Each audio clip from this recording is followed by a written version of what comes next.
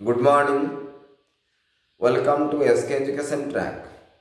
आज आम एक टॉपिक आपण रखीचु परीक्षा रे कॉपी यह बंद करा जाई परिबो कि यह कहीं विकसित होउछि एपरि अनेक प्रश्न को नहीं आमे आपण मान सहित आज टॉपिक रे आमे रखीचु परीक्षा रे कॉपी। आपण माने देखिथिबे अनुभव करिथिबे किछि पिलांक दुर्बल स्मरण शक्ति थिबा जगु किंबा पाठ प्रति तांकर आग्रह नथिबा जगु से माने साधा कागज रे बा कोनोसी टेस्ट पेपर रो कट पीस चेरी परीक्षा हॉल को प्रवेश करती। अर्थात से स्लिप गुड़ी को देखा जाउछि ता होछि ओरिजिनल कॉपी।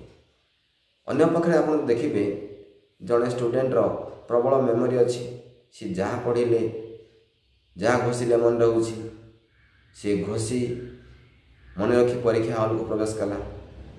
परीक्षा रे से भीतर ही प्रश्न आसो कारण गवर्नमेंट रूल्स रेगुलेशन रही टेस्ट बही भीतर ही प्रश्न आसो तेणु टेस्ट बही को सी पूरा घोषी पकाई प्रश्न उत्तर शेष कर तेणु सी भी एक प्रकार कॉपी कर जो कॉपी की देखी हम ना तेणु दुई प्रकार कॉपी को आम समाज रे देखू। तेणु कॉपी को रोकवा को हेले कॉपी को बंद करने को हेले स्मरण शक्ति को टेस्ट करा जाउथिबा पर्यंत बा स्मरण शक्ति को टार्गेट करी प्रश्न पत्र तैयारी करा जाउथिबा पर्यंत कॉपी को रोका जाई परिबो ना।